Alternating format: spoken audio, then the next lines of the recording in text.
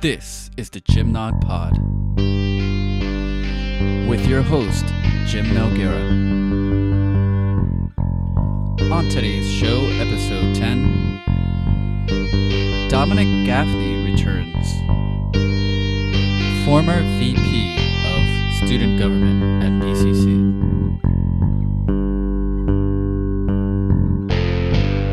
Let's start the show. This is the Jim Nog Pod with Jim Noguera. It is the Jim Nog Pod with Jim Noguera. Most interested man It is the in Jim the Nog world. Pod with Jim Noguera. A most interested man With Jim in the Noguera. world. Interested, It is the Jim interested. in the world.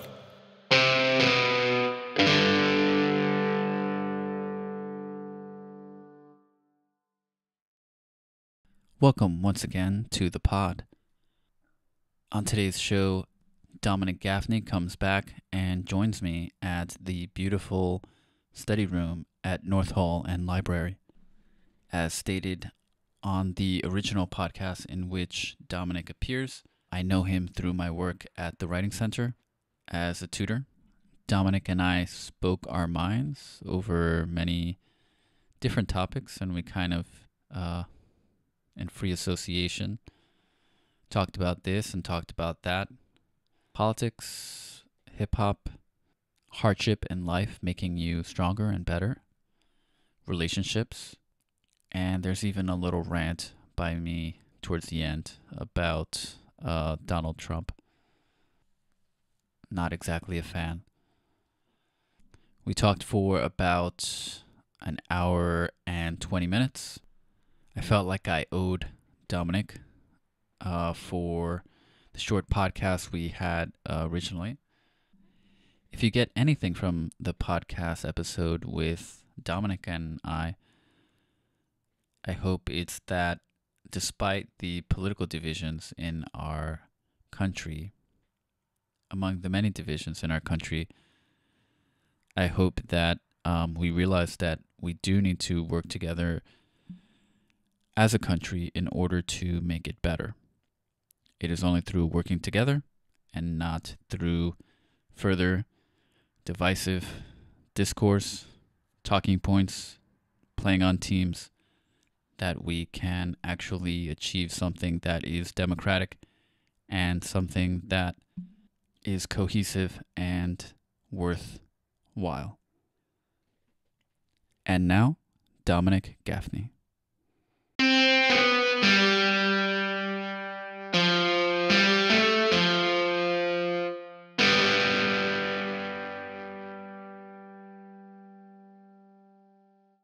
How are you, my friend? Pretty good. Can't complain. Yeah, so last time we tried to have a conversation, and it was cut short, just a lot of different scheduling issues, and the library was closing. But I'm happy that you're here now, and we can talk, man. All right, it's good to be here. First. Yeah, for anybody watching, we put our handles on the whiteboard. Now we're actually utilizing the whiteboard here at this beautiful study room at North Hall and Library at BCC. You have your Instagram up. Right. It's at NYL22. Yep. And I have my Twitter, Instagram. What else? There's just a whole bunch of stuff. If you search Jim Nog, JIMNOG, I try to use that as much as possible on social media. But for the people who didn't listen to your original podcast, by the way, you have the privilege of being the first person on the podcast that's a repeat guest. I did have Marcos Guagua. Mm-hmm. I did have him on again, but he served as host. But you are the first legit, repeat guest. So all right. So cue the The music? Some of the used to be like, it used to be like a hand clap. I don't know if I want to introduce a soundboard to my podcast, but I might. People have suggested that I do a soundboard and do kind of special effects. Anyway, I like not having to carry too much stuff, so this is pretty good. Anybody joining any of my stuff? Somebody's joining. My cousin. What's up, Bob? What's up? What's going on, Bob? Yeah, he's lifting weights, eating food. So I just shouted him out. Yeah, so we're streaming. I'm streaming on Facebook, and Dominic, you're streaming on Facebook too. Yeah, so we'll see which one of us has friends. I actually reposted the first video. Yeah, yeah. I noticed that mine was the shortest one. Yes, yours was the shortest podcast. We talked for about half an hour. Yeah. My longest one was with Jaroslav Gritsayo, my colleague at the writing center, and we actually talked for like an hour and a half in a park near where he lives, and that was cool because we just kind of what is some more laid back vibe. Yeah, it was laid back. We talked about squirrels, 90s, 2000s hip hop. Oh. What else did we talk about? Better days. Yeah, hip hop has changed, hasn't it? Like it used to I was just recently listening to the Notorious B.I.G. and California Love, which is one of my favorite. That is one of my favorite hip hop songs, California Love. And it's interesting, like just hearing rap music back in the day and hearing rap music now. Like it's just not all of it, but and I'm definitely not an expert on hip hop music. I'm more of maybe a metal dude or metal. Yes, I like my metal. I started listening to metal at like 11 or 12, and I just haven't grown up since. I still listen to it. I didn't get the privilege of I didn't grow up with a lot of different genres. I was basically spent most of my time in the back of a minivan headed to school from like almost to the age 14. Like basically listen to Steve Harvey or Tom Joyner. I pretend to know what you're talking about. All right. Well, 90s R&B is what activates like me. Mm-hmm. Like when I'm dancing, like I love to dance. Yeah, I hear you and Marco sing all the time. Yeah. Like that's pretty cool. Yeah. Oh man, we got to reconnect. I would love to do a podcast with you too. I would love to do multiple person podcasts. Oh wow, that would be. Yeah, I would have to try to stop both of you from singing for the whole podcast, because you would just sing like, all right guys, we got to talk about something. That's where it started, in the bathrooms. The acoustics inside of a bathroom. Mm-hmm. I think everybody knows. Everybody can relate. Mm-hmm. I'm sorry, that sounds terrible. Actually. Yeah, there should be some context explained there. All right, but the doo-wop bands in the Bronx is burning, in the street corners, like that's when music was alive. Like that's when the streets were alive. Right. Instruments was out. It's like I'm doing an ad for Blender bottle. I'm gonna put this away. But if they ain't paying me, I'm not putting them on the podcast. I'm not putting any product on it. Nice. You're definitely gonna grow to that point where sponsors hit me up. So, no, there's a lot of products that I do like and that I wouldn't mind sponsoring. I just don't wanna. I don't wanna represent a company or brand that I don't like. That's all. Right. But, no, I definitely agree. Like if yeah, I definitely agree. To be honest. The hell was I thinking about? I wanted to share something funny. So, yeah, at the end of the shifts, of writing center shifts, sometimes Marcos can be found near the urinals or by the urinals, singing very loudly. And he will sing something like, Yo también tengo hambre. Yo también tengo hambre. Yeah, that's because I'm missing. I used to be in there. That was our ritual. We'd just go in the bathroom. And sing. Sing. Can you stand the rain? Finish that sentence. Yeah. So we at the Writing Center at BCC, I think, are pretty close. Maybe not as close as you and Marco singing in the bathroom together, but we're pretty close. There's nothing wrong. And no, there's nothing wrong with that. Most people think there's something wrong with that. I think. I don't want to know what the comments on your thing are saying, but yeah, we're pretty close because I've been working there for a number of years, and even teaching. I still do some time there because this sounds kind of cheesy, but we certain people there.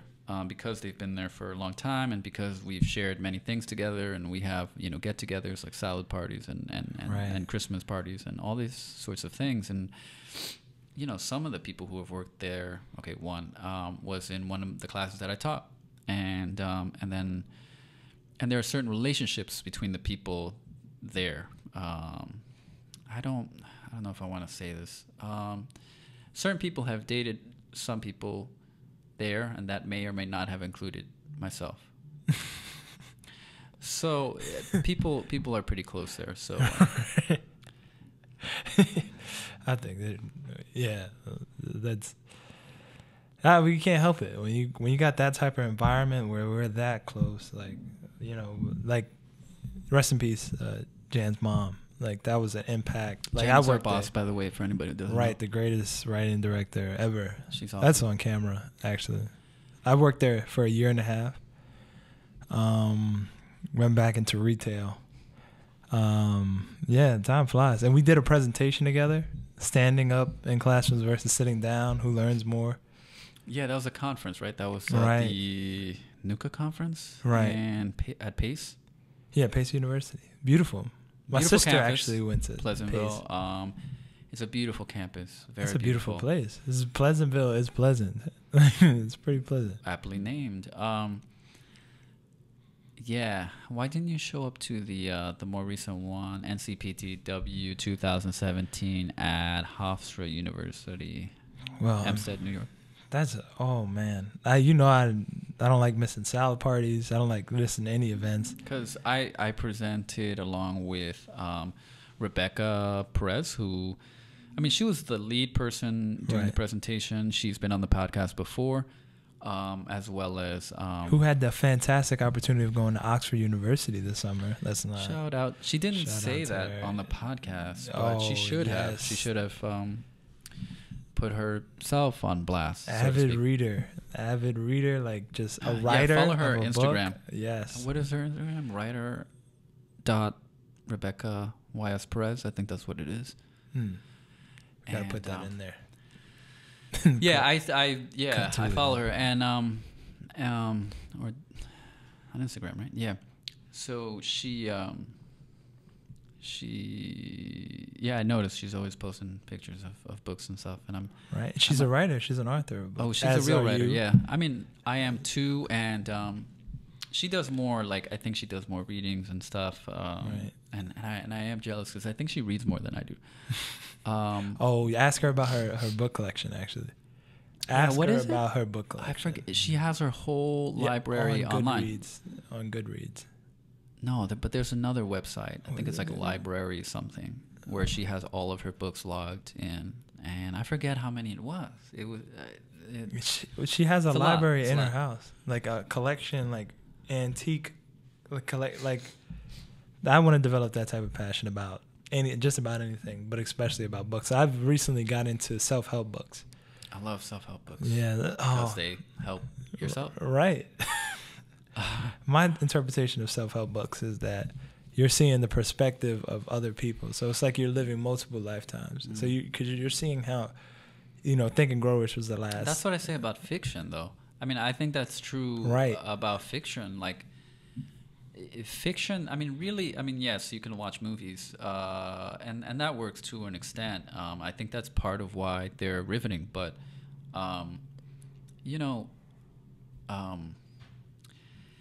when you read good fiction, I think that's possibly the closest you can get to living someone else's life.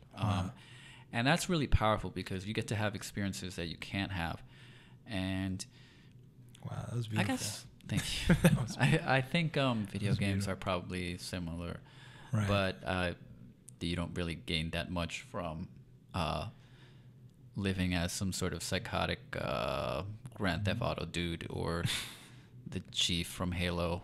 Like, but when you read like The Great Gatsby, you know, or right. you read I still haven't seen or read the book. Dang. Okay, you really should. That's an American treasure. There's a lot despite of things. the anti-Semitism, but I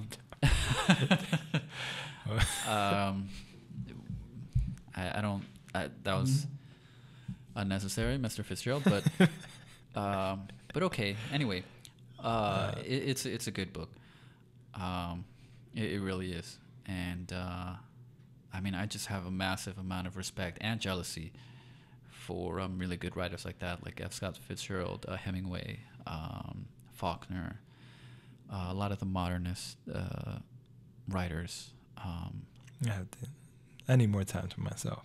I wish I could read more. I wish I had more time and to write as well. I work too much to even. I wouldn't say that. You know, you speak what will become into existence if you continue to. So all I have to say is that I will be like reading more, making more time, like just of importance. It's just importance in general, like especially of like what I like to do, what I like to enjoy. You know, I recently just came back from Baltimore this weekend. How was that? We were working with a program called Synergy Baltimore. Synergy Baltimore, with the Masons, not the Masons, but a family called Carl Mason and. Right, not the. People who Mason, is it Mason Carl? Run the world. Oh my God! That's the Freemasons. Oh, we're gonna get into no, okay. please, no. I listen to enough podcasts. I listen to Joe Rogan, and I don't want to talk about conspiracies. It makes me a little upset sometimes when I listen to Joe Rogan and I have to hear like Eddie Bravo like say some crazy stuff about the Earth being flat, and it's just like you want to shoot yourself. You lose hope in humanity.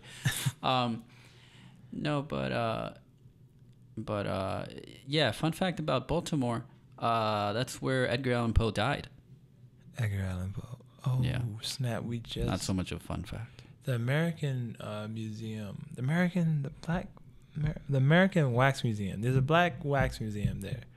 And I'm telling you, like, you live in New York City, and New York is believed that there's no other place besides New York. But when you go there and you're an African American, whatever, like to go to the Black Wax Museum, like I think everybody, you know, white, black, blue, green, yellow, should go there. You know, because it just really, they're wax figures of everything from Puma, you know, from the guy, the CEO of FUBU, to, you know, Martin Luther King, Malcolm X, the first black astronaut. Tank, right? Yeah, he is on Shark Tank. Bald and a little short. He actually they recently diagnosed him with cancer in some areas, so I hope he gets better there. But it's just really a reality check. It shows you how it was on slave ships. And I'm just really bad with names, but the guy who curated and narrated the experience was phenomenal. I feel like he lived through every part of it the way he told it. He was an older man, he had a cane. The older black man had a cane. And just a Willie Lynch, all the lynches you didn't hear about, the lynch in 1998, well, the 90s, with the black guy where they dragged his body and all his body parts fell off. Like, it's just we have to, you know, I know everybody's busy and everybody's focusing on, you know, getting to the next level and being successful, but those are some things you have to look back and just be like, wow, that really happened. You really can't forget that stuff. I mean, there's a saying that those who those who forget history are doomed to repeat it. You're right. And that's, you have to understand that. Jordan Peterson, professor of I think psychology at Toronto University or University of Toronto. Like he talks about how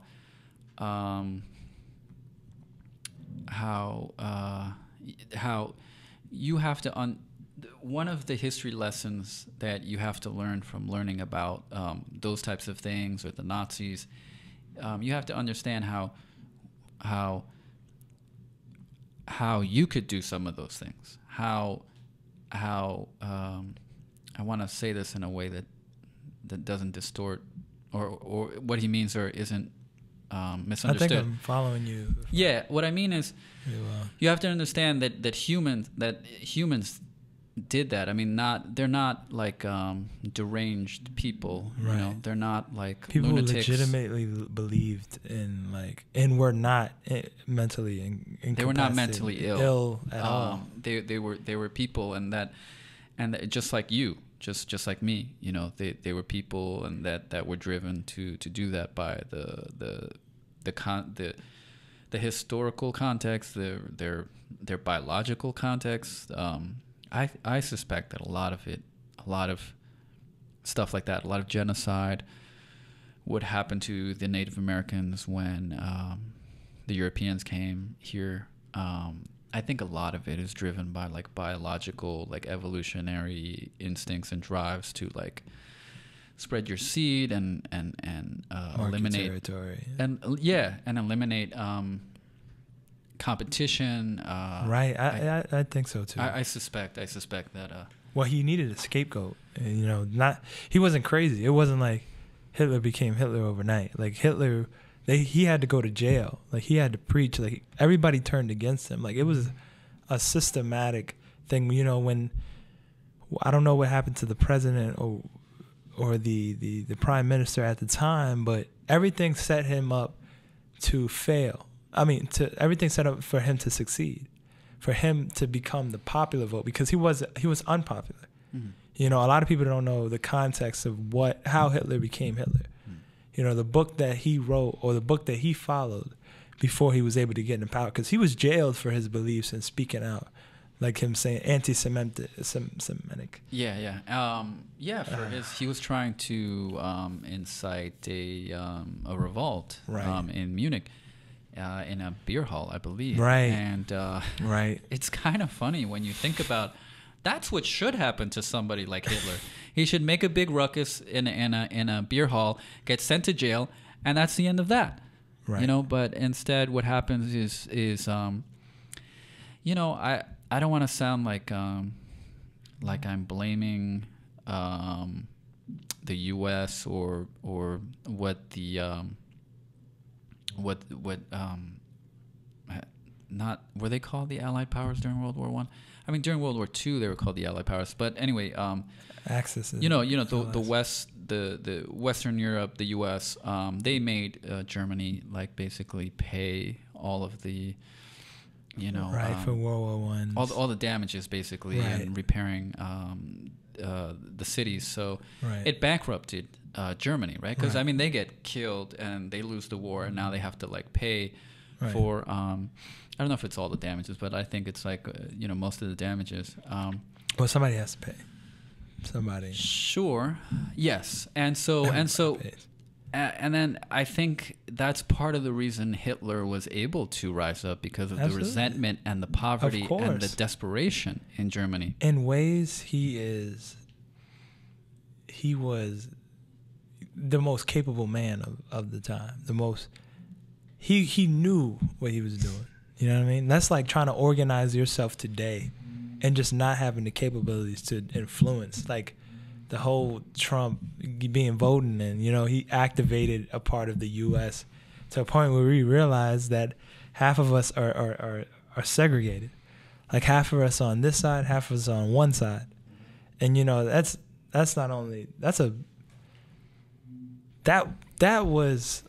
a lot better than just having Hillary win. You know what I mean? To just be like, yeah, this place is still racist.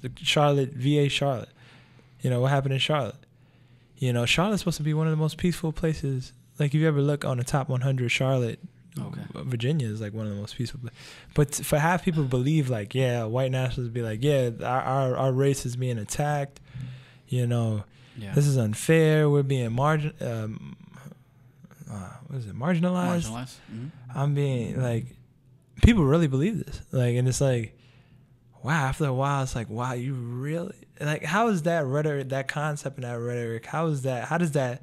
Where has that been at for a long time? So it's like, it's telling people to wake up. Like, this is our time. Like, this is not the 60s, the 70s, 80s anymore. Like, the revolution, like, whatever is going to happen is now. Like, the hate crimes are up by 200, 300, 400 anti-Islamic attack. Like, and, you know, knock on wood, but, you know, we haven't had a terrorist attack in a little while. You know what I mean? So, you know, all we hear is like, oh yeah, we're fighting and the Islamic State is becoming less and less, but it just seems like we have our own terrorists. Like, what's going on? What happened in Las Vegas?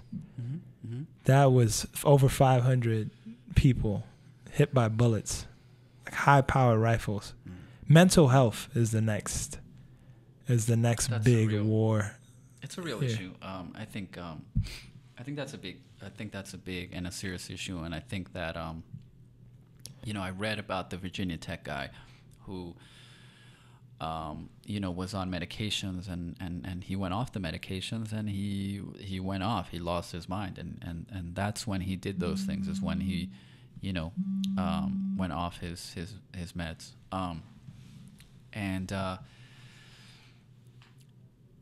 I think we do over medicate people. I think there is a problem with not just I think with drug companies, but also with, you know, psychology and with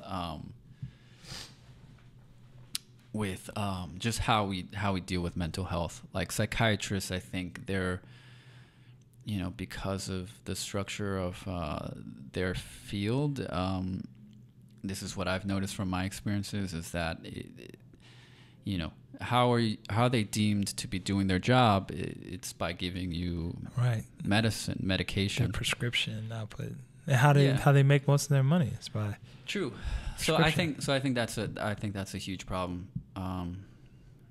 But I think that we have. Well, even when I was growing up, the best, like the way that they would, like, because even I'm in the newspaper. I mean, we talked about it last time, but I'm in the newspaper for being my mother fighting against the school system, New York City school system, PS 28. I don't remember the lady's now. She later became a principal, weirdly.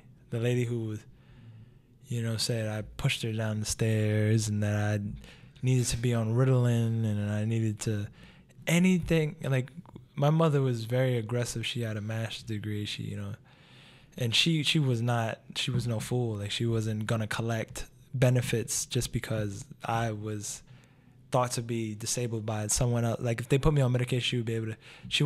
She knew I was intelligent. You know what I mean? So it's just, you know, it's parents and the school system. They just want to put kids. They just want to control the problem kids instead of creating a new dynamic. Yeah, that's another issue. I taught middle school. You know, I taught entrepreneurship in middle school through a program through We Thrive, created by actually somebody who isn't much older or around the same age, is in his mid to upper 20s. And it's about teaching kids, giving them an outlet to create their own businesses and things they may need, like marketing, learning how to market, learning how to get your product out there, learning how to get your business, your services out there.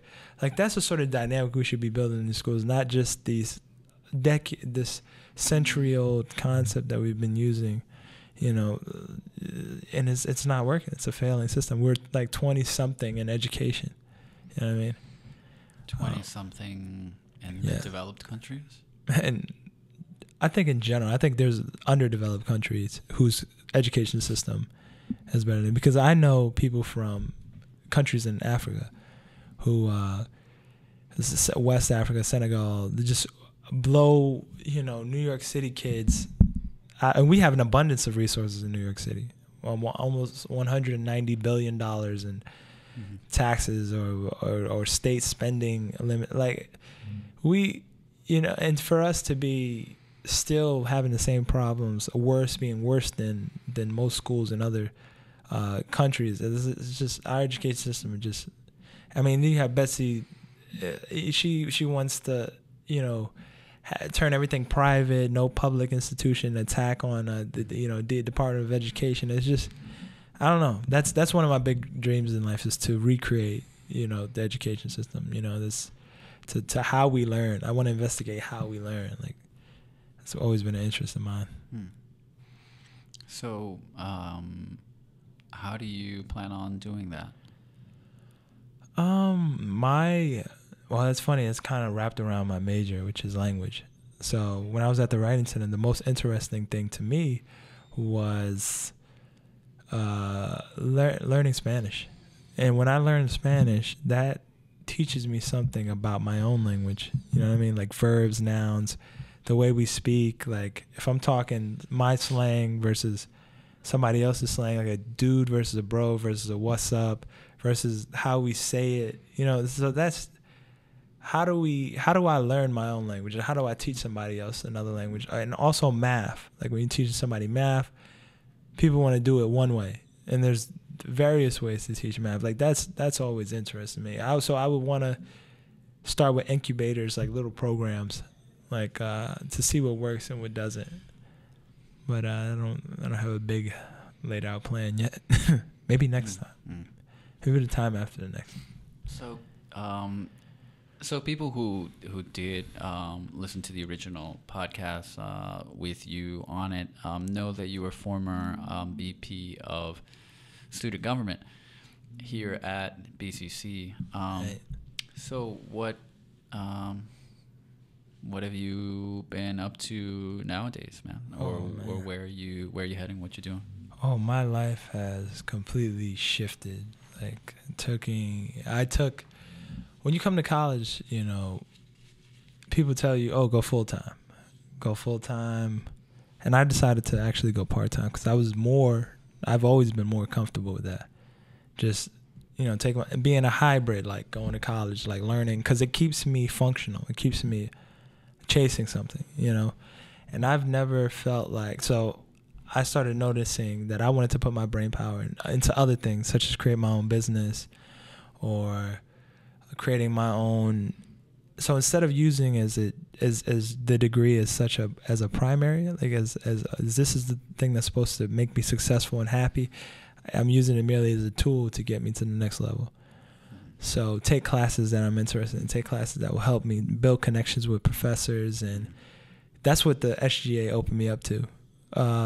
Right now, the most important thing is, to me, is the Bronx 30, which is What is that? The Bronx 30 is this idea that I had for a long time, where people are bringing their best skills to the table. Like if you're good, you have a podcast. I'm good with coordinating events, coordinating people, getting people to work together well. As you saw before, they're all members. If you have photographers, you have graphic designers, you have choreographers, you have musical artists. I want to be able to, because there's no place in the Bronx that we can go to talk about the issues that affect us. Yeah. Just some context for the people listening.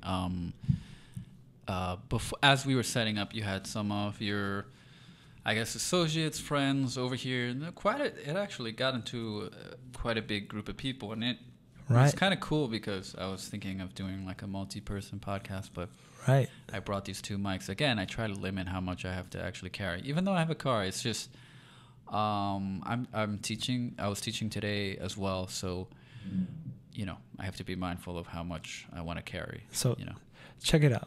I've never had two jobs ever in my life, and that was a decision by me to really push myself to the limit, because I also want to be that person people would come to and take capital from and put it into their ideas. You know what I mean? To put it in behind them. If I know that they're going to be able to get somewhere and be functional, and all they need is the capital to get there, and maybe some other little skills such as event planning or something like that, or space. Mm-hmm. I pride myself on having a huge network, people I can go to, talk to. And so these two jobs have pushed me mentally, physically, emotionally. I literally broke down, cried at one of my jobs. Nobody saw me because I ran to the bathroom, but What's the story there? I think this is a good. If you want to share it. Obviously. Oh yeah, of course. There's no sweat off my brow. Podcast moment. This is like when Jerry Springer brings out the person and he's like, "So what happened?" Well, it just all built up. Like it all. I tried to handle it.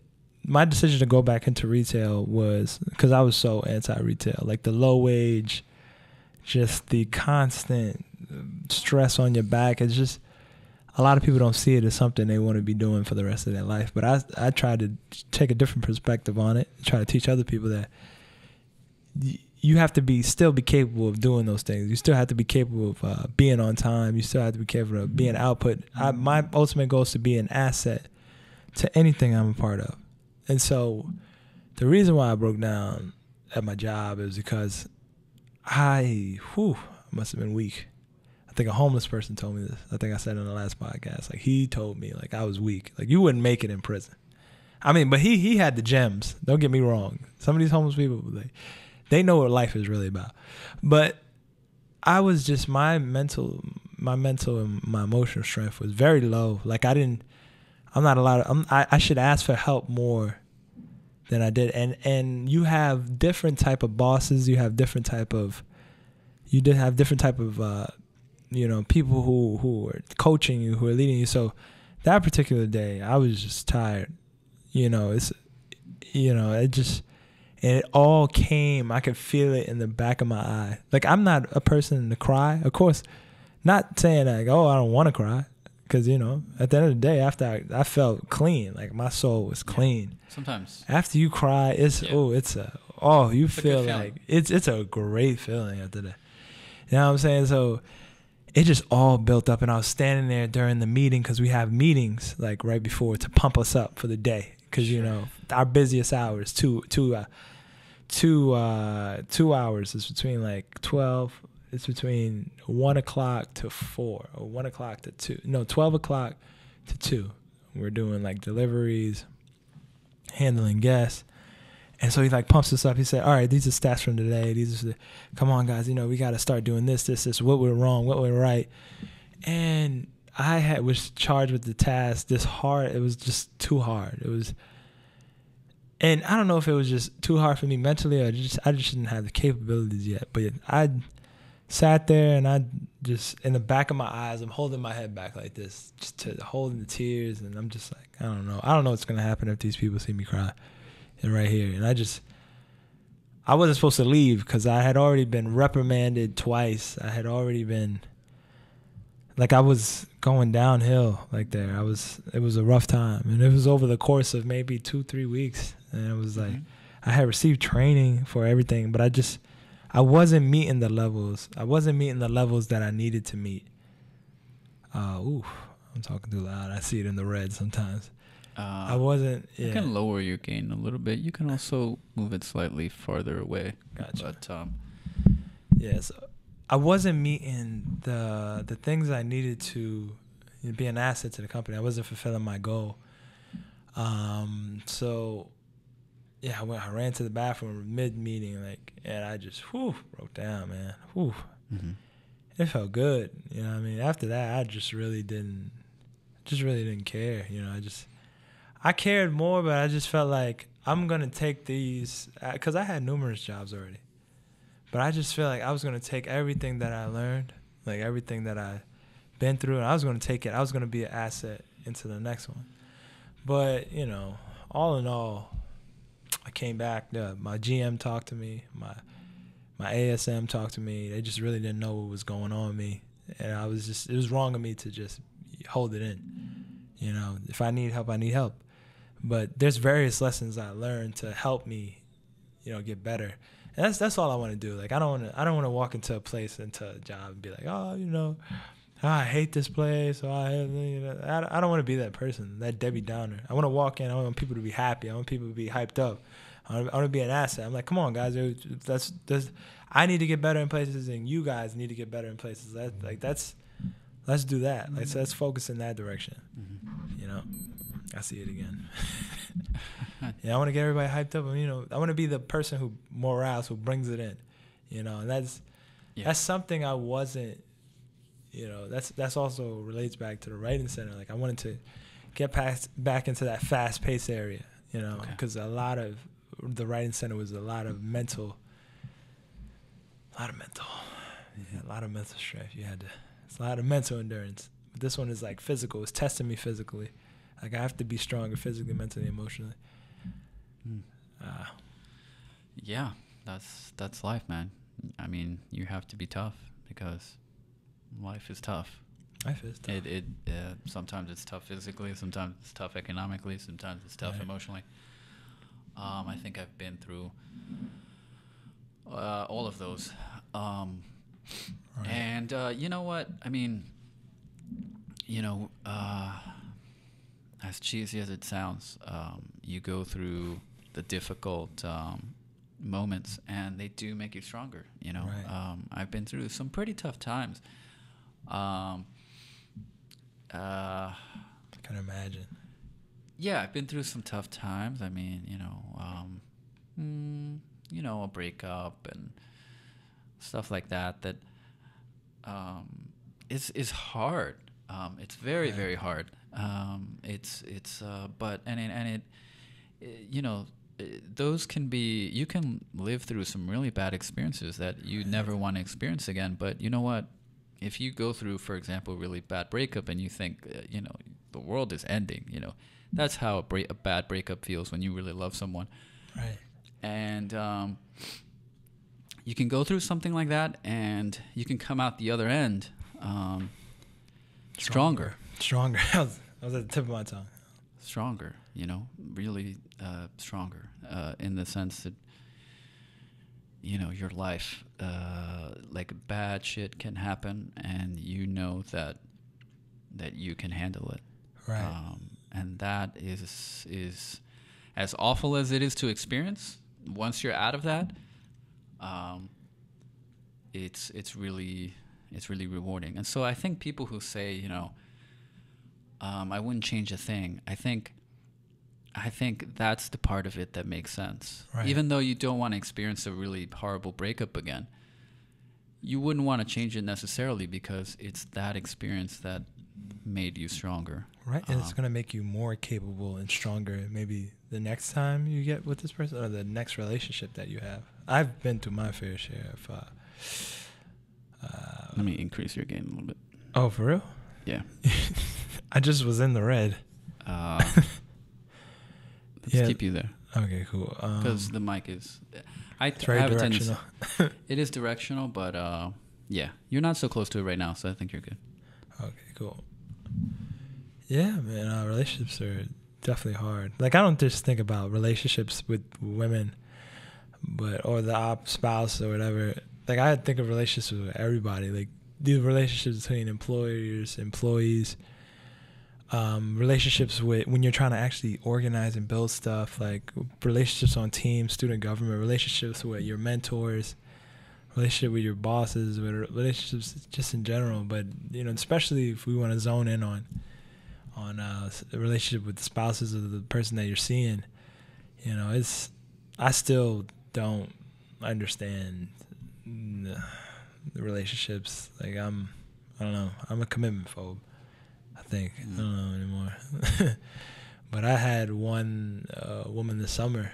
I ain't gonna say her name, but yeah, it was like what is most of my 2 weeks, 3 weeks. It was just, man, I don't know if it's like after the chase or like maybe this one person had a hold on you, but it's like losing somebody you didn't expect to feel these weird feelings for. It's like you feel so familiar. You know the process. All right, you like a girl and you just, you know, you talk to her, you build something with her, and then it's just gone. Like that, you know. She cut it off this time. I didn't even. Yeah. I do feel like it's the second time. Women tend to I think, well, it's not that always women cut it off. I just think that it happens a lot because I think women have more to lose. You know, from a biological perspective, from a time perspective, it's like, Right.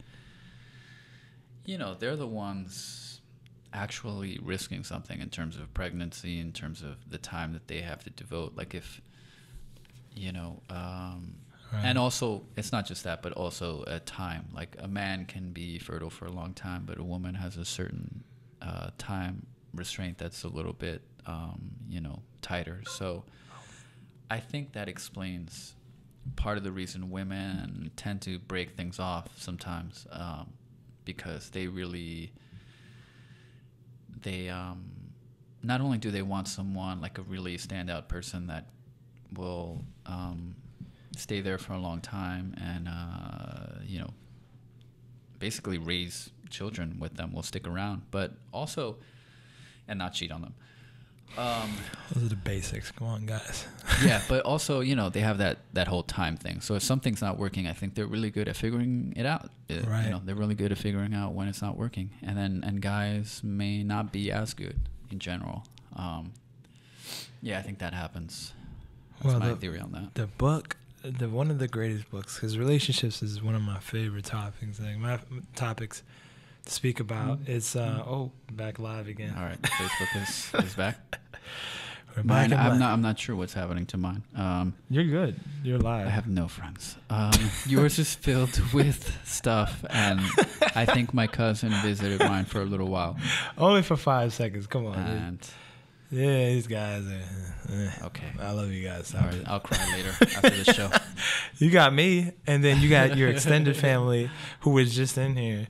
Like, we're all supportive. The Bronx 30 is all supportive of people trying to do things positive. Like, you have your own specialty. You got Gym Nog Pod. Mm-hmm. You're also a writing tutor. Like it's all about sharing resources. Like, nobody should be out here trying to learn how to do it on their own.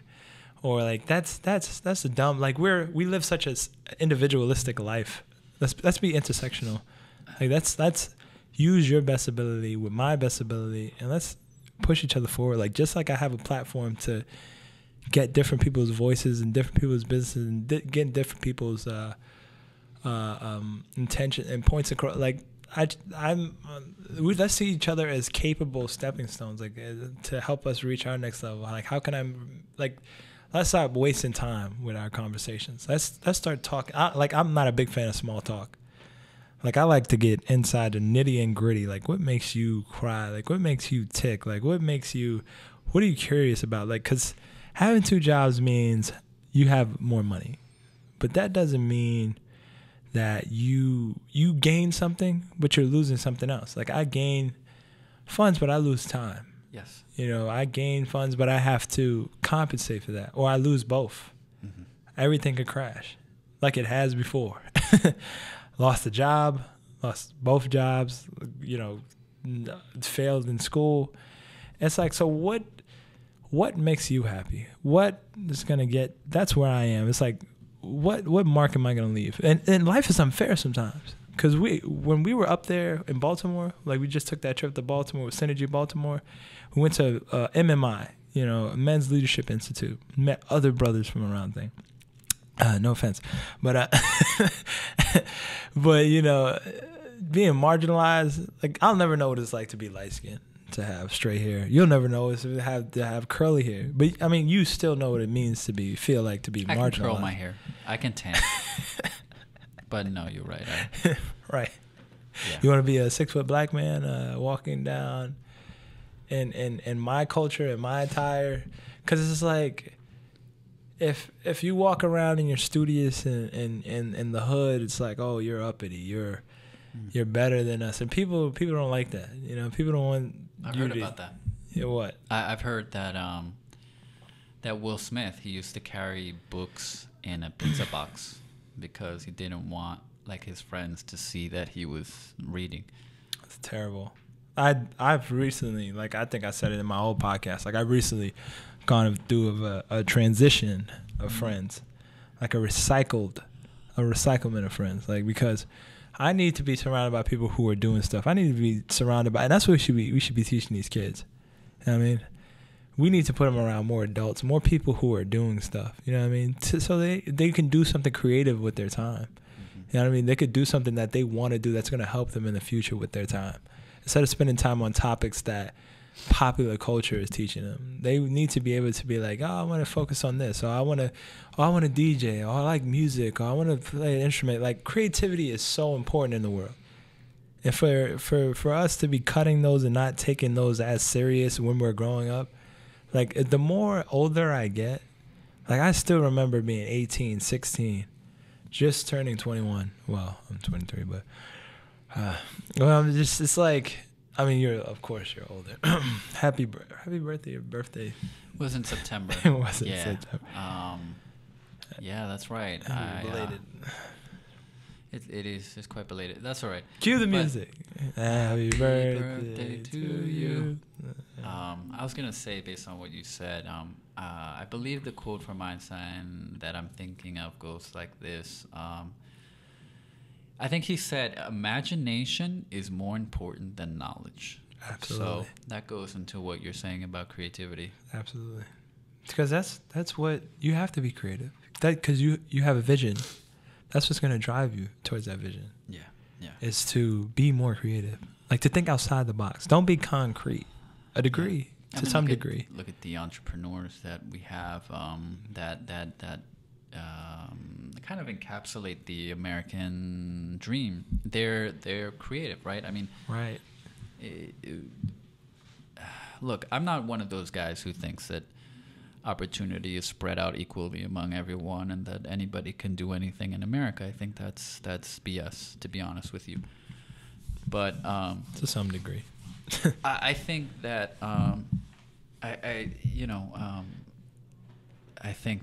but I think that there are a lot of resources, and there's absolutely there are a lot of things in America that we're not a utopia or ideal in any sense, right? Because we because we have our issues. NRA, the NRA, the politics, and how ideological people are. Come on.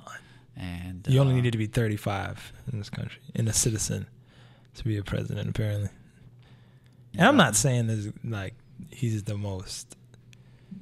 I'm not saying he's retarded. Like, I'm not saying he's not a businessman, but I'm just saying it's just everything that he's decided upon. I mean, he's thinking for his own, but I'm just saying it's not in the vision that we want. Like, it's not what we want. It's not what it's not what this country needs. It's not the direction the country should be going. You know what I'm saying? Because the corporate business America, corporate America did not, to some degree, has something to do with the jobs being sent away overseas. And just Tim Cook having to build more Apple factories here is not going to fix it. It was a progressive problem where people started losing jobs, and so the iPhone could be cheaper, so certain things could be cheaper. We lost jobs over here. The factories, the war factories anymore. It's not the 1940s. We're not selling ships. We're not selling, our gun industry is a multi-billion-dollar, and then it's so much. And and life is exciting. Being above ground is exciting for that very reason. To figure out what's going on, what is your spot in it? Like, what part do you want to play? How successful do you want to be? What do you want your life to be like? I don't know. That's the exciting part, And so there are setbacks in life, but being a part of that, being a part of voting, voicing your opinion. There's not young politicians. Nobody's aspiring to be a politician. Nobody's aspiring to be the cops that they're oppressed by, and that's problematic. I think that's cultural too. It's like, I think in some communities people are excited about being politicians or being police officers, but I think in the inner city, there's not that many people. Although sometimes I run into them. Students who tell me, I want to work, with the NYPD and all this stuff.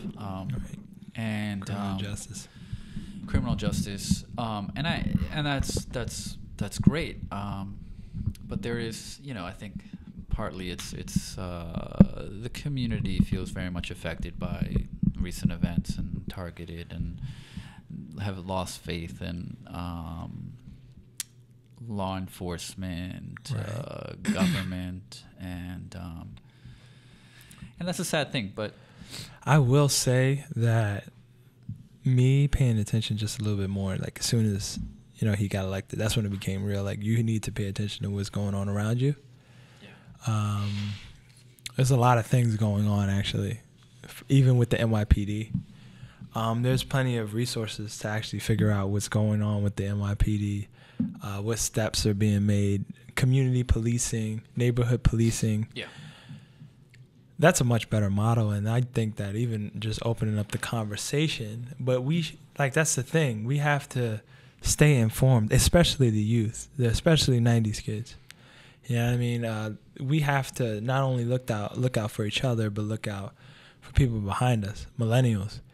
Wanting it now, people all the way up to age 28, 29. Like, we have to figure out how we can help each other get to the next level. We have to start getting out there and voting. We have to acknowledge the consequence of our actions. We have to acknowledge, this generation has to acknowledge mental health, stress, methods of education that work and don't work for you. We have to, we really have to be more involved. We have to come together. We cannot be individualistic anymore. We have to share resources. We have to, because the large pools of money, of tax dollars, are not, they're not in our hands. And maybe everything is not in our vision, that everything's not going to move in our vision or our favor. Unfortunately, we have to wait another 2 years to get or 2 to 4 years to get a bad politician out, or a politician that doesn't stand for us. Because if they're bad for us, somebody put them there. Somebody voted for them. So they're going to be good for somebody else. We're going to be bad for us. It's we have to figure out how to live in unison, or is the agenda to keep people oppressed? Puerto Rico, they're a territory, but what type of aid, what type of rush was it to help that city out compared to Texas? yeah, What about New Orleans? What about Flint? Flint still doesn't have clean water. I mean, where's the rush to help people in need before we start thinking about who they are, where they are, what they've done, their record? It's part of a larger conversation. But yeah. I mean, you just talked about a whole bunch of right, I need that. important issues that, a lot of them are intertwined with other issues and with each other. And, I think that politics now is, it's so divided. I mean, the fact that people can disagree so strongly, Trump, I think, is the prototype of that. He, there are people who, absolutely hate him, and there are people who feel equally enamored to him. I'm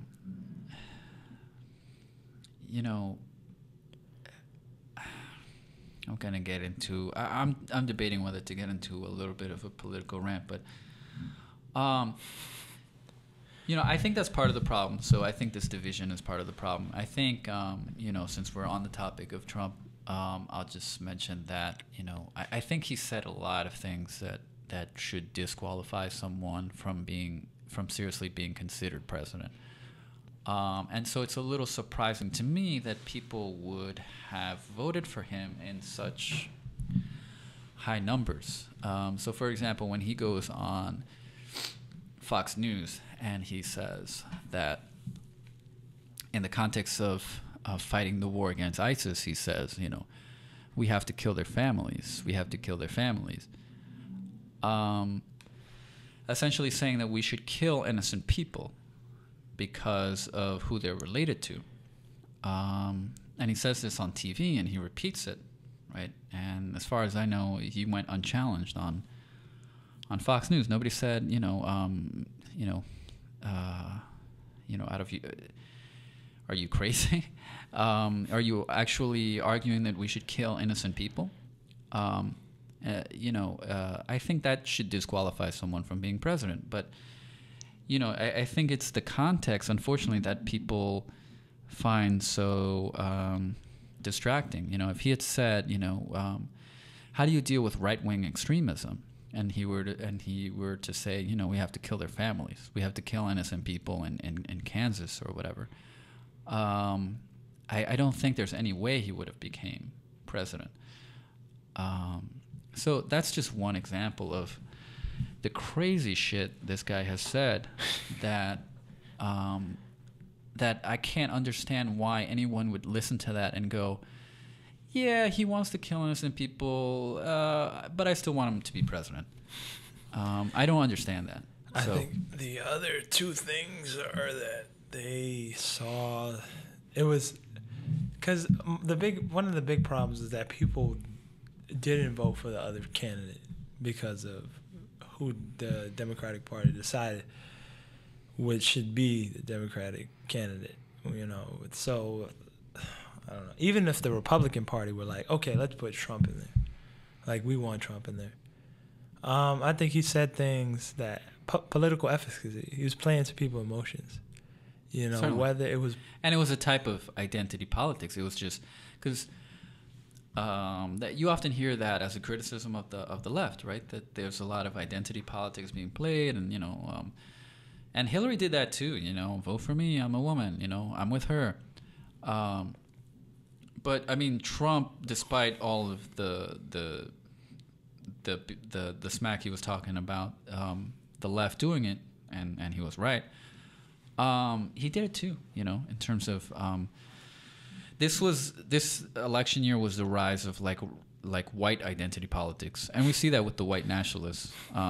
They've embraced it. They've embraced identity politics. And partly that's a reaction to the left playing identity politics, so the left does have some culpability in that. It's a natural reaction to white people being tired of being called racist and sick of the identity politics on the left. However, if you react to that by being an actual racist and pretending you're Nazis and doing Nazi salutes and talking about blood and soil and walking around with torches and talking about this white nation that you want to preserve, I think you become the enemy if that's your enemy. My thing is, even before the election, and we were there when he got elected. Like, I think we were all sitting at even before and after, like, we were in the right and center, like, what if this guy, and then it just, oh my God, he won. I remember the day, what was it, the next day? Yeah. So I'm not going to name names, but, that was scary. But I remember someone did cry, and then some of the people were upset. I know a lot of people cried. I was surprised that Trump won. I was genuinely surprised. I thought he was a joke such a long time ago. Oh shit! Thank you for showing me that. I would have played that by mistake. Let me just silence. I had some other things loaded on the screen anyway that would have started playing music, so I'm glad you drew my attention to that. Anyway, I thought he was a joke such a long time ago. The whole the thing with Obama and the birth certificate, like, it was so clear he's such a moron. Like, he's an idiot. He thinks that Obama wasn't born in this country. Like, he's a doofus, he's so dumb. And the fact that people really genuinely don't care that he's not competent at all to hold the office it was very, very surprising. I thought, I know there was partisanship, and I knew the fact that Obama, a black man, at least he's half black, but self-identifies as a black man, ran the country for 8 years, and as far as conservative values go, he did pretty well. I mean, what did conservatives say that they care about? The economy and, putting America first. Yes, he did apologize for certain things. Okay, whatever. I don't think that's a bad thing if you do fuck up, But he increased jobs, decreased the deficit, was handed a disaster, and the right never gave him a chance. Just Fox News was just spewing out just crap about anything he did. Obama woke up this morning. Thanks, Obama. Just like really ridiculous partisanship. So I do think that 8 years of Obama, black man as president, the natural tendency of the country to swing, from Pendulum. to go from, okay, we've had a Democrat, now we're going to go with Republican, and and if we have Trump for 8 years, we're gonna there's gonna be a hard shift to the left, and who knows who we're gonna get after that. There's gonna be like, I like Bernie, but maybe then we'll have Bernie.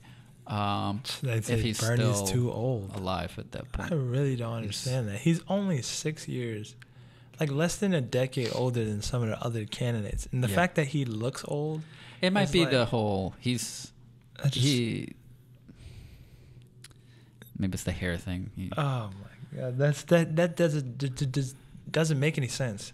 He's not 10 years older than any other, older or younger than any of the candidates.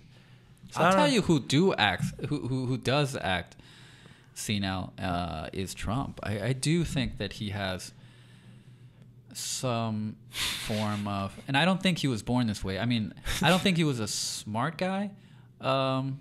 Maybe business smart, because he spent his whole life doing business. But I don't know, like what credentials can you? It came to be turned out that he bankrupted many companies, and I've heard an estimate that said that if he had just done really simple stuff like invested his money in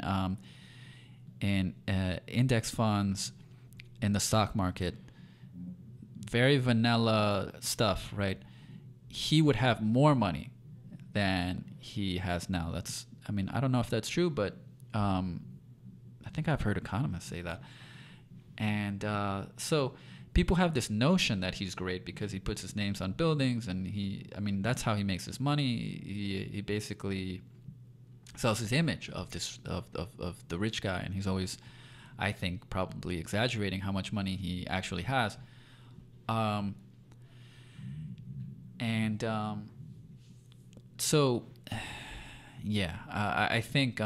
think he has shown some possibly early signs of mental aging, because of just some of the things that he said recently. If you watch older clips of him, like, he comes off kind of maybe dumb in some ways, the ways he talks about women and stuff, but like on Howard Stern or whatever, but he doesn't seem like he's mentally deficient. And I know I sound really partisan when I say this, but I think that he's mentally deficient. I would say that I think that part of this country like really believes, like he's like that guy in the club. He's like that white guy in the club. He has the money. He's that wealthy guy in the club. He has the money. He has the everything going for him, and but he's not hip to what's going on. Like he doesn't know, like Chicago, his reaction to Chicago. Oh, send more police. Oh, send SWAT. Yeah. Send enforce resources. The law. But I think politics was politics destined to become. You know what I mean? Just any guy I hope could it's not do. destined to become. Like what are we supposed to do? We're gonna harvest another politician who's supposed to be. Most politicians are like over the age of 50. Over the age of 60, over the age of 70. Yeah, and they have their ideas pretty set in their minds. Right. Not only that, but they're kind of just de facto, given their age, very often out of touch, not just based on age, but just also based on socioeconomic status and the fact that they spent their times, with lobbyists and rich people, So I think Right. they're in a certain clique, and I think it creates a divide. That's why I found it so funny when there was an interview and they asked Trump, like, what did they say? Like, who do you identify with? And he said, I identify with the middle class. And I was like, are you crazy? You carry a fork and a knife in your jacket so that you can eat pizza. You know what I'm saying? Like, he brings out like silver. He's rich is what I'm saying. He's rich and he's out of touch. Who believes that? I mean, I remember you seeing all the videos where there's this guy walking around. Of course, he's white because he'd be the only person safe. He pretends to be. I don't know if he pretends, but he's basically like, yeah, I'm a Trump supporter. Yeah. So do you believe that? It starts asking them these questions, and they just have the worst answers ever. Do you believe that that Barack Obama is a citizen of this country? No, I'm not. I think he's a Muslim terrorist. I think he's an alien from another planet. Like, just the most. What do you think should happen to Hillary? Oh, I think she should go to jail. I think she should be killed. I think just the most. And you could just tell, like, they didn't go to any university. They're not, but these are older people. So but for us to, whose parents are those? You know what I'm saying? Who are their parents? Like, who are their parents and whose parents are those? Like, who of the people in the 20s who are saying that, oh, we hate this and that, we're becoming more connected. So for you to express that opinion, and then it'd be worse if they become our next lawyers, our next politicians, our next police officers. So it's a Congress and has played a major factor. Like, 'cause this is not just the president, and a lot of people would beg to differ, but Congress is the ones who's really been like, nah, we don't support this. We're gonna veto this.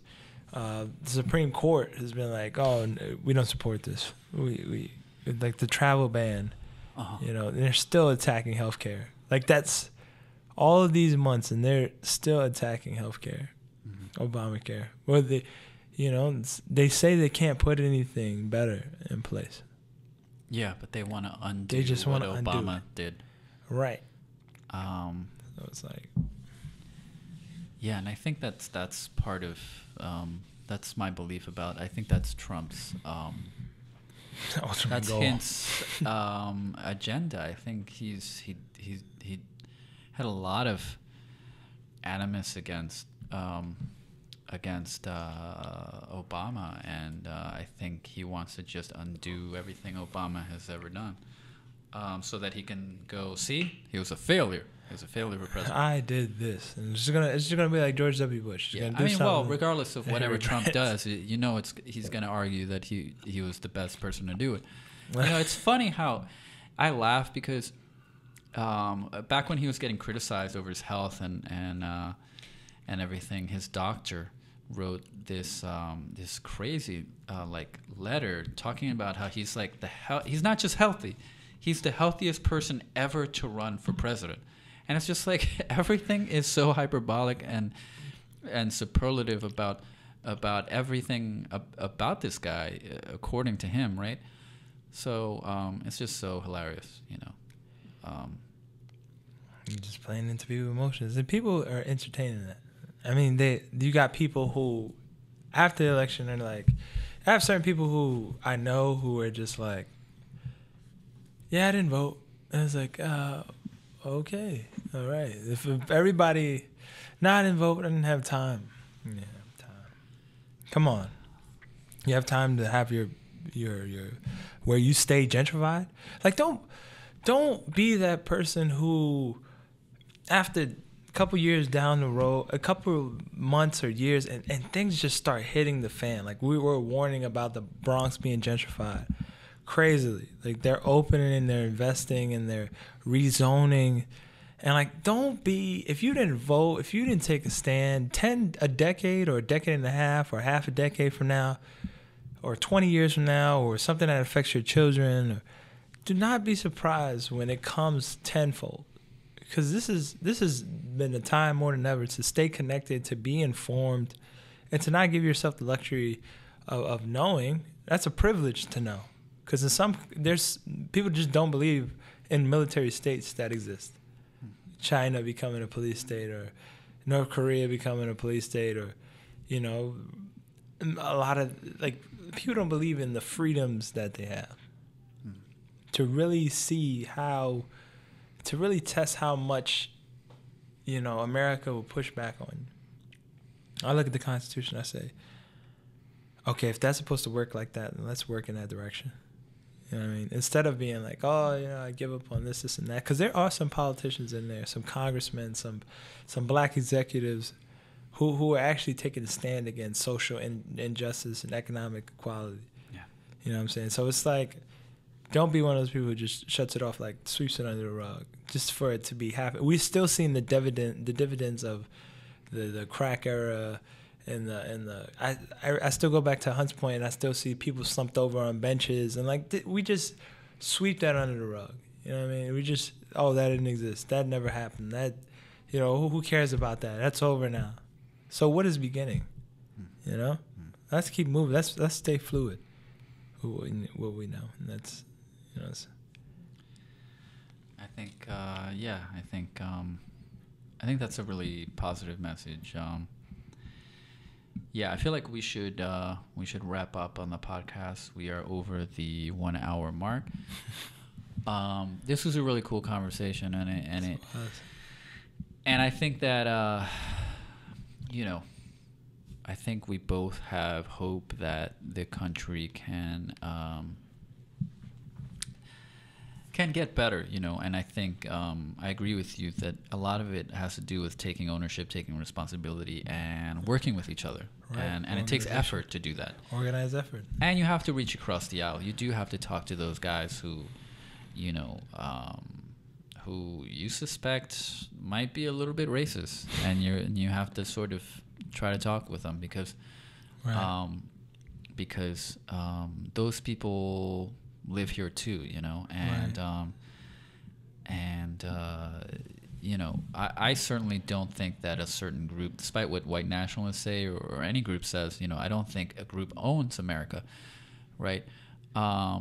So we do have to live here together, and I'm for that, and I want that to happen, and I'm sorry, white nationalists, but you know, my friend Dominick, for example, isn't going anywhere unless he wants to, and I'm not going anywhere unless I want to. Although, actually, I am thinking about going somewhere else. But this is a really pivotal part. Like, this is something like I don't think you see it, but this is a great resources and a great start to social change. You know, to really just get it out there, to just have it out there on any platform, to be able to allow people freedom of press, freedom of speech too. Just white nationalists get the same right. So, you know, black nationalists get the same right. It's like, and anybody in between, you know what I mean? And, you know, I'm willing to sit down and have a conversation. Like, there's people sitting down with white nationalists, with white knights, and just seeing where their thinking is. I mean, you know, it's some people are very ideological, and they're not really listening when they talk to you. They want to make their talking points, and they're not really interested in anything that you have to say. They think that they're a million times smarter than you, and they just want to make their points, and whatever you have to say, they have their talking point response to that, and that proves that they're right in their minds. And that's unfortunate. Waiting for the next time to respond. Yeah, so I do think if we do have these conversations, we have to be willing to listen to each other and to see things from everybody else's perspective, because I do think we have a lot to gain from that. So we're wrapping this up, right? Yeah. So make a little outro for myself, right? Sure. All right. My name is Dominick Gaffney. Some of the great things look out for maybe on the next podcast, Series 3. Who knows? He might go to Mars. But look out for the Bronx 30. That's my next big thing. If I might, I'll get the opportunity to come back. But we're really going to be an organized group. We're really going to be standing for a lot of good things and like really creating the model on how we can work together and to reach success. And, it's a great thing. It's great being on the Jim Nog Pod again, having a full episode. Woo! We went over an hour. Last time we did like half an hour. Yeah, that conversation got very political. Yeah, no, I can go more and more. Like, I get really passionate when I talk about like Trump, for example, because I don't think that he should have ever been taken seriously. I think he was a buffoon. Right. I think that was obvious for a long time if you've been paying attention to Trump. And that's why President Obama during the what was it, the that dinner that they have, what is it, the correspondence dinner that they have, that where he gets into his like comedian role, or he got into his comedian role, and he just laid it on Trump. And it was funny because actually one of the jokes was you know what I am that you'll never be? President. And that was hilarious because it seemed so true. It seemed like no one would vote for Trump. But yeah. I'm more concerned about the people who voted for Trump than the fact that he's president. You know what? No, but let me say this. I'm not actually, like, as much as I hate Trump, I'm not saying that if you voted for him you're an idiot or you're a racist. I understand that there were people who voted for him because they don't like Hillary Clinton or they feel like he actually represents them. Right. I just disagree with that perception, that's all. I think it's clear that he's an idiot. I think it's clear that he's racist. I do think it's clear that that he's racist. He retweeted white nationalists twice. There was this really racist statistic. I don't want to get into it because we are trying to end, but about how, I think it was, the statistic said whites killed by blacks, I think it was like 81%. Whites killed by whites, 16%. So the point is, he's trying to say that black people are killers. That's what the statistic, like, that's why you would retweet that to reinforce that idea. Not only, and those numbers are so ridiculous, because if you look at the actual numbers and which make more sense, black people kill black people, white people kill white people because that's who they live around. And, you kill people who you know or who are close to you or who are around you, right. At least in terms of murders, that's what happened. So, and then the discrimination, housing discrimination and what he said about the Central Park Five, like they were found innocent, but he wanted them all dead anyway. Wow. And what else? I mean, just countless things. It was very clear to me that I don't think it's complicated. I think he's dumb, and I think he's racist, and I think that was obvious for a really long time. That's why I get so passionate when I talk about somebody like Trump. I don't understand why someone like that is invited to the White House. But I understand that. Shouldn't be able to. I don't know. It's just everything wrong with the country and our politics. I understand that there's a certain section of America that certain feels like section. Yeah, I just feel like there's a bunch of idiots all around this place. Yeah, but it's not just idiots and racists that voted for Trump. People. There are actual people who maybe don't know those things, maybe because they don't watch liberal media. I don't know. Maybe they don't give them the benefit of the doubt. Maybe they don't know those things. And they voted for him because they felt like Hillary Clinton wasn't going to represent their values, and that Trump was. I don't know. You want to put the best argument. Factories back in the desert. But okay. Anyway, let's end on something more positive. Leave them with a positive message, my friend. Like, share, subscribe to Jim Nog Pod. He's the next best thing. Wow, I like that. No, it's true, man. I feel You like never putting know. that on an ad for myself. You'll never know how grateful I am for this experience or the people that you touched. I'm grateful for everyone who has been on the show, who's agreed to be on the show, Right. Who comes back. Making podcasts is a lot of fun, and it really helps me out because I'm a bit of a loner. So being able to have conversations with people for over an hour is it's really great, keeping me social and talking with people. Setting up podcasts. This is something that I'm going to continue to do probably for the rest of my life. Please. And I hope to have really cool people on. I'm kind of not trying to put too much pressure on the podcast right now. Trying to invite the biggest names that I can have access to, but I am going to make a push sooner or later. So just stay tuned, I guess. Right. I'm an avid supporter. Thank you. I'm going to have, actually, I'll probably mention this in the outro, but I have a podcast in mind where I'm thinking about inviting, I'm thinking about a 4-person podcast. And yeah, that's the next level. And I'm thinking about inviting some people from the Writing Center. We're going to talk about it's supposed to be like partly funny because the name sounds funny, but we're going to talk about this whole whitish thing. There's me, there's Marcos, there's some other people, arguably Jaroslav, and Daniel at the Writing Center that fit this whitish category, like not really white, but whitish. And we thought it'd be fun to have like 4 whitish guys sort of very studious talk about what the hell that means. They have more interesting things to say about it than I do. Marcos was saying some really interesting things about race, right? How it was defined in this country, historical context, and especially and even white identity. And I'm hyped for it, man. To know Marcos and just to know the people who gravitate and stay with the Writing Center is just ultimate privilege. That's always the second home, no matter how long I'm on vacation.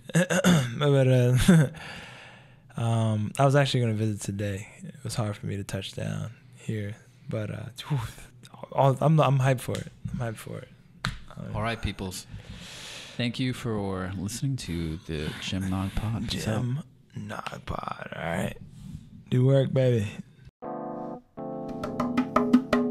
I have many ideas for future podcasts, and we will see which idea I choose to select for the next one.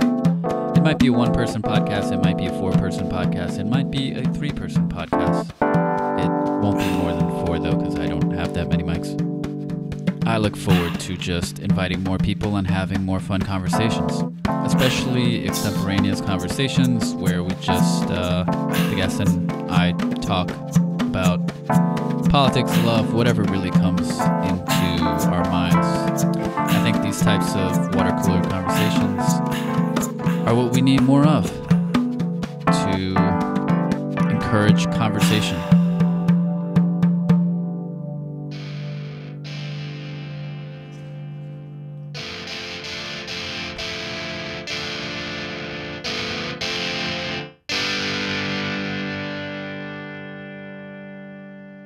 Music for Jim Nog Pod by Marcos and La Guagua. MarcosandLaGuagua.com. Guagua is spelled Guagua. Art by Seco1844 at Seco1844 on Instagram. Seco is SEKO. My website, which contains news and updates, bios, social media links, contact info, a bibliography, a blog, and a podcast page, is jamesnoguera.com. Noguera is Noguera. Please show your support by subscribing and interacting with the pod on iTunes or whatever your favorite podcatcher happens to be, and on YouTube. You can donate on patreon.com/Jimnog or directly via paypal.me/Jimnog. And thank you for your interest.